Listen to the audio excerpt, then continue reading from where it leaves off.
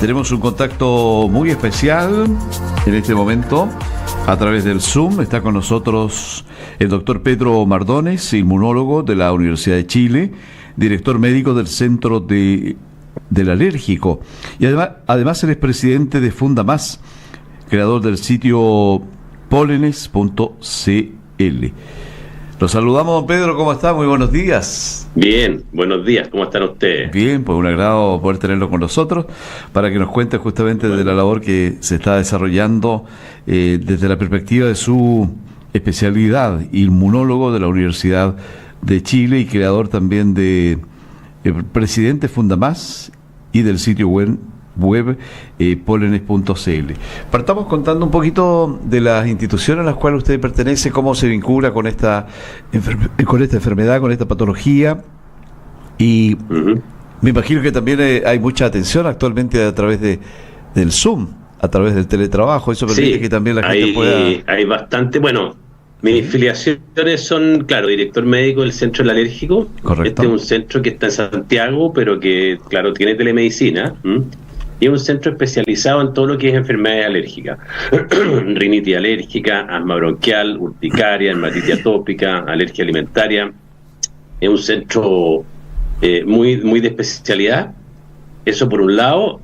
Y por otra parte, perdón, soy director de la Fundación de Aerobiología, Medio Ambiente y Salud, una fundación que tiene 15 años y que está dedicada al monitoreo aerobiológico, es decir, monitorizar todas las partículas que generan alergia en cada región. Y eso es muy importante porque cada región tiene un tipo particular de alergia. Ahí no nos sirven los libros, digamos, importados de otros lados. Tenemos que estudiar cada lugar para definir bien cómo es el perfil de los alérgicos y según eso generar un tratamiento. Y bueno, en la página web tenemos ahora funcionando el Centro Monitoreo de Santiago. Tuvimos Talca, Valparaíso, Temuco, y eventualmente había un proyecto para Punta Arenas, porque Punta Arenas es bien interesante, pero bueno, estas cosas necesitan financiamiento. En general nos financiamos con fondos privados y con cierta dificultad, así que no hemos podido postulamos un FONDES, de hecho un FONIS, y desgraciadamente no se obtuvo, pero uno de los objetivos de la fundación es poder monitorizar Punta Arenas. Tenemos especial interés porque el perfil de los alérgicos ahí es particular y porque además el monitoreo polínico sirve un poco para hacer vigilancia a lo que es el cambio climático.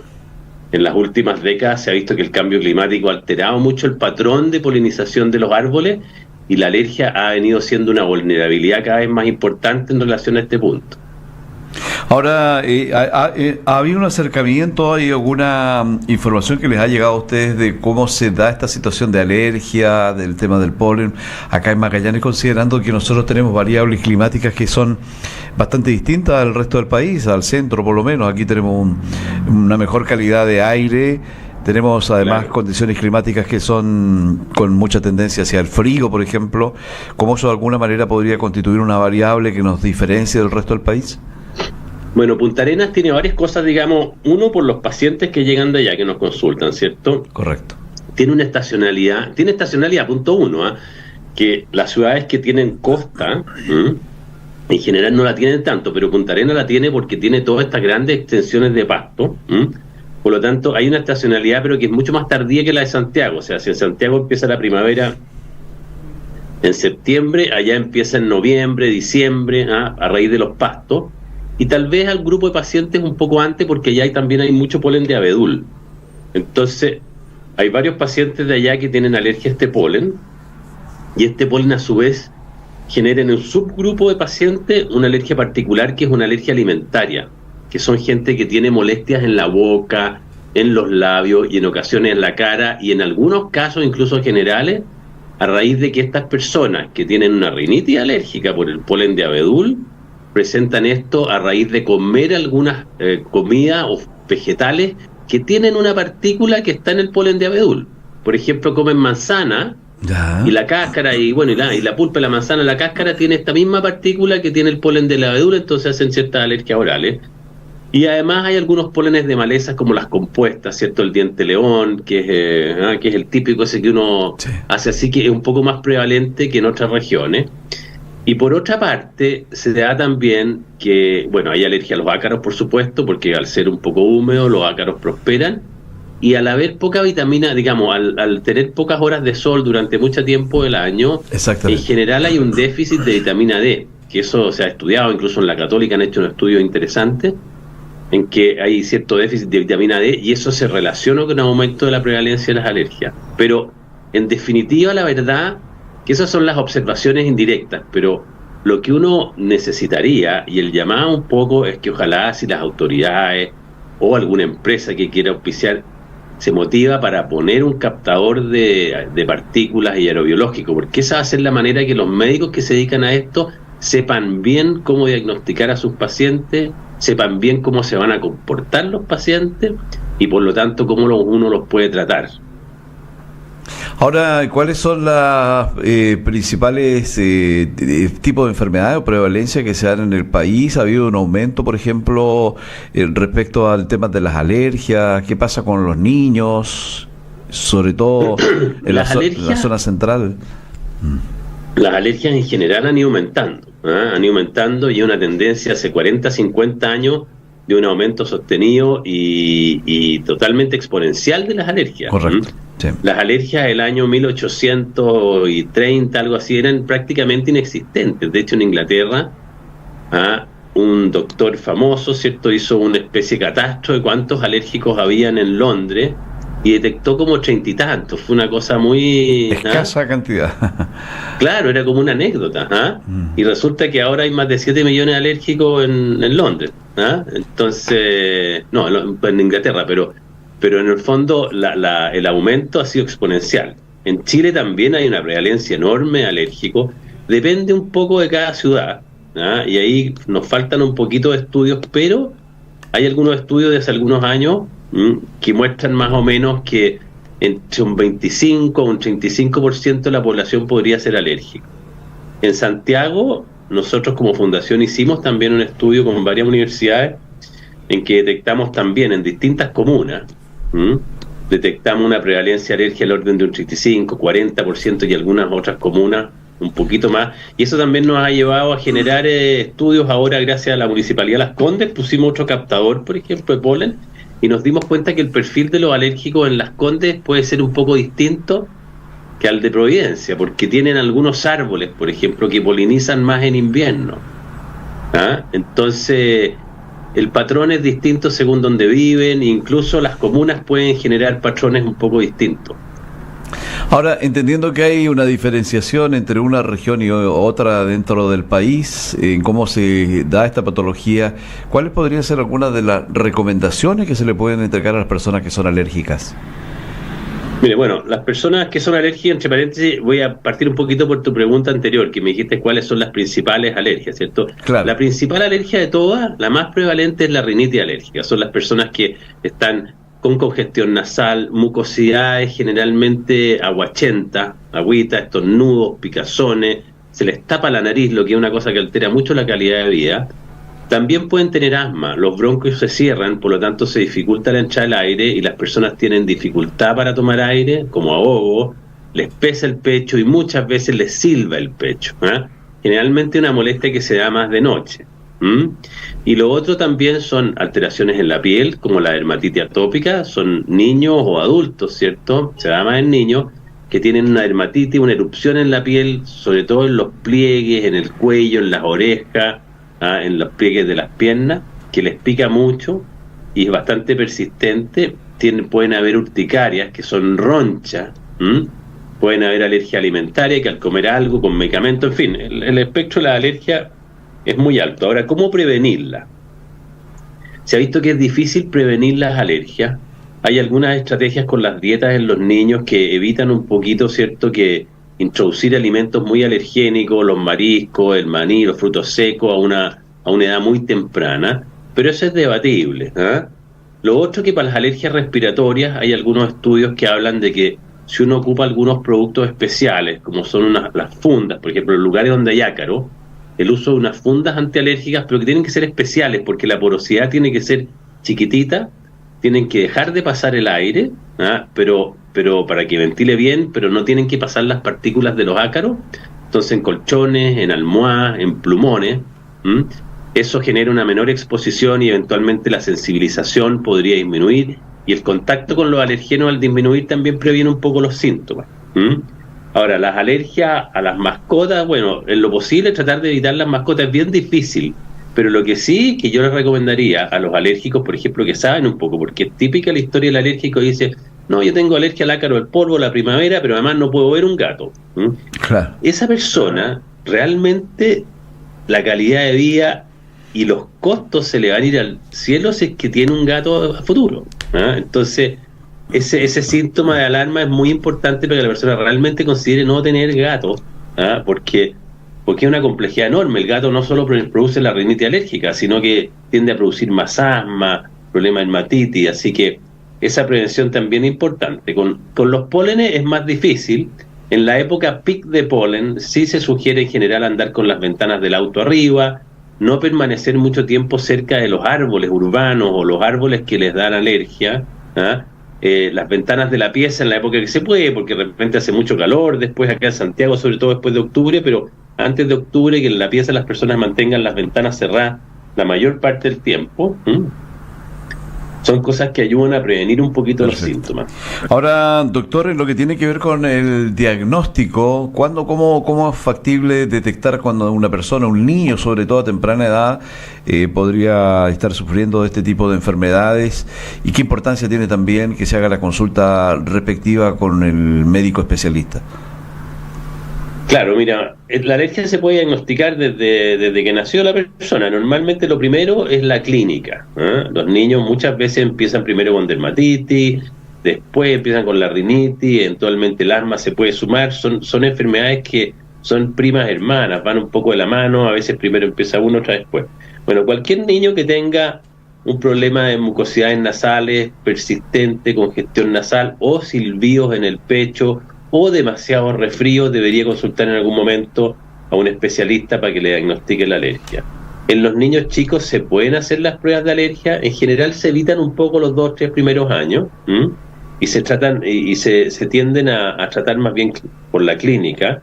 Se pueden hacer exámenes de sangre también, depende de la severidad de la alergia. Y en los adultos es mucho más fácil. El test cutáneo es un examen muy bueno para hacer, pero insisto, lo ideal es tener bien estudiado el ambiente, porque tú haces los test de alergia probando las cosas que te dan alergia en el lugar. O sea, yo no saco nada con hacer un test cutáneo de Santiago si es que la persona es de Valparaíso y no pruebo, ponte tú, la Parietaria judaica, que es el principal polen que da alergia en Valparaíso. Entonces, en el centro del alérgico, nosotros, como conocemos un poco la aerobiología en general, tendemos a hacerla un poco ajustada donde vive la persona. Tenemos en algunos lugares claramente monitorizado y en otros sabemos por reporte y por lo que uno sabe de los árboles urbanos que hay o del tipo de vegetación, uno hace el test cutáneo un poco ajustado a lo que es la región. Doctor, ¿y en qué consisten las vacunas antialérgicas? ¿En qué tipo de situación se pueden utilizar? Cuando uno tiene una alergia ya crónica en general, ahí hay cierta discusión. Hay gente que dice que lo ideal es empezar la vacuna lo antes posible porque la posibilidad de que la vacuna prenda o sea mejor es mejor. Pero en un niño es raro empezar la vacuna antes de los 4 o 5 años. Pero cuando uno tiene una alergia clara, bien establecido, ya sea que por test cutáneo, por ejemplo, o por IgE específica, que es un examen de sangre, uno dice, mira, detectamos tal alergia, esta alergia existe en el lugar donde vivo, y es más, esta alergia está influyéndome a mí, uno selecciona el alergeno y hace un tratamiento de vacunas de inmunoterapia.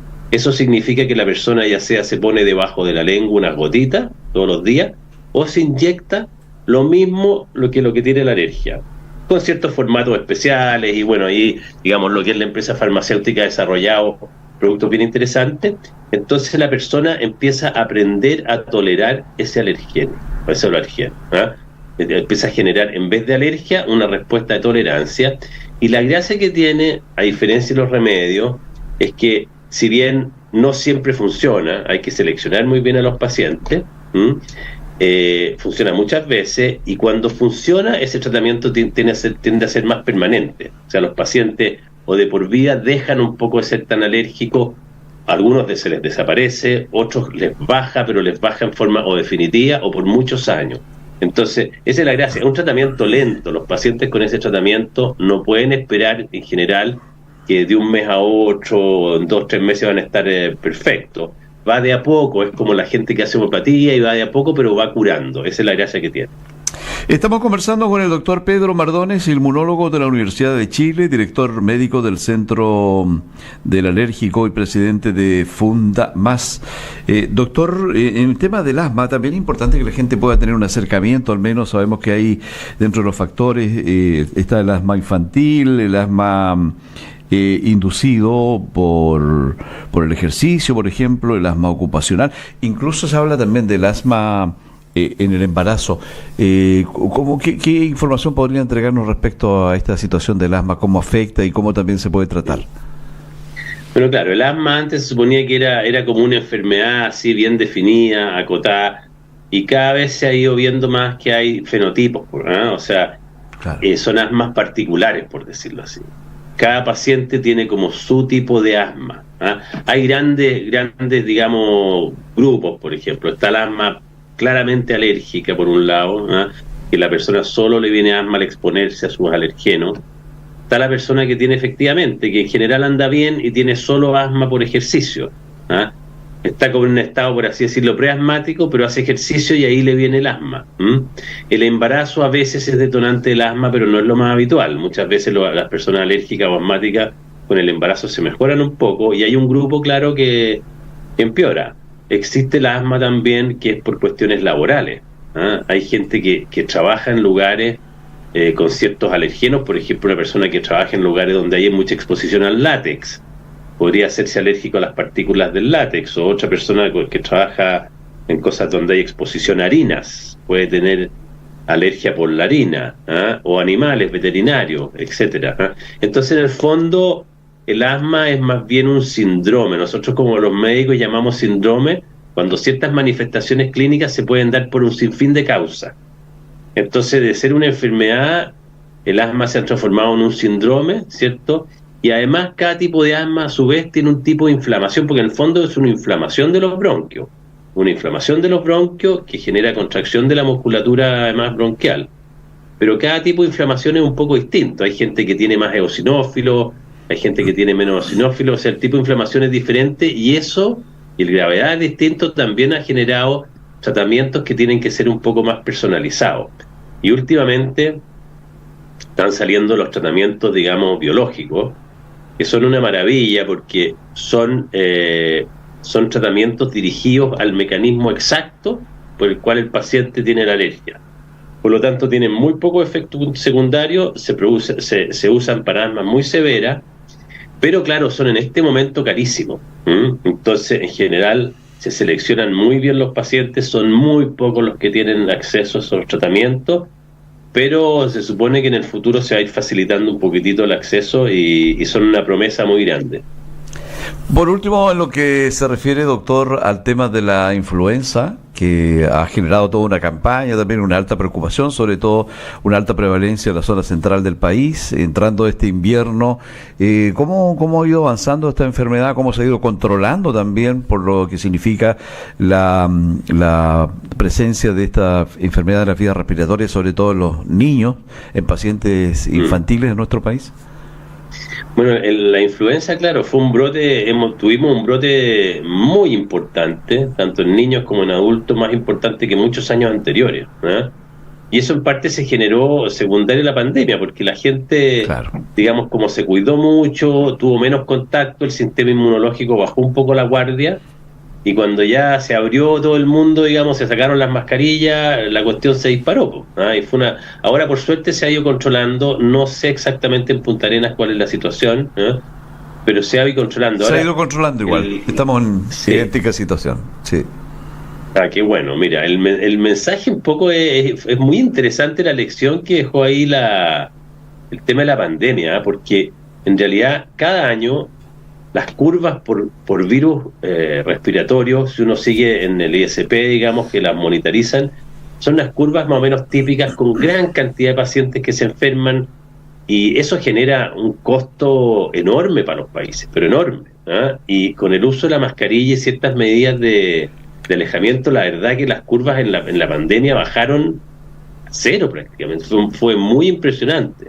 Entonces la lección hay un poquitito que hay ciertas medidas racionales, porque no todo, uno no se va a poder estar aislando, digamos, todos los inviernos, para todo, pero hay que ciertas medidas, como cierto distanciamiento mínimo entre las personas, por ejemplo, el uso de mascarilla, cuando las personas están resfriadas o están con gripe y están en lugares públicos, yo creo que fue un avance civilizatorio el hecho de que se use mascarilla, por ejemplo, en esos casos, no en todo, pero en esos casos, en los espacios públicos muy cerrados, el uso de mascarilla es muy razonable en épocas de gran circulación de virus respiratorio. Y eso podría generar una disminución importante en los virus respiratorios. Es interesante esa lección, habría que ver cómo se implementa. Perfecto, doctor, ha sido muy grato poder conversar con usted. Igualmente. Para la gente que nos está viendo, nos está escuchando también, muchos a lo mejor tienen la inquietud, algunos televidentes y auditores, de cómo poder acercarse, cómo poder acceder a su atención a través de algún correo, cómo pueden contactarse con usted, doctor. En el Centro del Alérgico hay una página web, www.centrodelalérgico.cl, y ahí se pueden acercar, y ahí por supuesto hay telemedicina, hay pediatra, yo me dedico un poco más a la parte adulto, pero hay un contingente pediátrico importante para todo lo que es alergia alimentaria. También es un centro bien integral, entonces hay también algunos productos de control ambiental, está el tema de la inmunoterapia, hay una fundación que trabaja ahí que se dedica, no solo la mía, que se dedica a investigar, sino que una fundación que está asociada al soporte de los niños que tienen alergia alimentaria. Entonces ahí pueden encontrar ayuda si lo necesitan. Doctor, lo último, fíjese que hay mucho interés, la gente han estado atentamente escuchando esta conversación y nos está preguntando mucho si nos puede dar algún número telefónico suyo para llamarlo en forma directa. Mira, lo mejor es llamar al Centro del Alérgico, la verdad. Centro del Alérgico. Sí, ahí están en www.centrodelalérgico.cl, y ahí hay secretaría y es lo más fácil. Y si necesitan ahí por alguna consulta respecto, por ejemplo, a lo que es la fundación, los estudios aerobiológicos que muchas veces se interesan en provincia, ahí mismo me contactan y podemos, nos contactamos y vemos. Perfecto. Acá nos han enviado el número telefónico, a ver, vamos a buscarlo en un segundito, si es posible, pero en todo caso la información que entrega el doctor es justamente Centro Médico. A ver. Es el Centro del Alérgico, por si acaso. www.centrodelalérgico.cl. Ya, acá está. Avenida Las Condes 6815, teléfono 562 2952 32. Mira, en este momento no tengo No, pero es ese. Aparecen dos teléfonos, el ese y el otro es el 56 9 31 99 9378. Así que si alguna persona quiere tenerlo, nos puede llamar aquí también a la radio y nosotros le vamos a entregar la información con el mayor gusto. Muchas gracias, doctor, por este contacto. Nada. Muy gentil. Muchas gracias a usted. Muy amable. Hasta luego. Muy bien, buenos días. Ahí tenemos entonces este importante contacto con este especialista inmunólogo, Pedro Mardones, doctor de reconocida trayectoria y prestigio nacional, compartiendo con nosotros en nuestra mañana en que estamos disfrutando esta hora. Qué manera de tomar café a toda la mañana.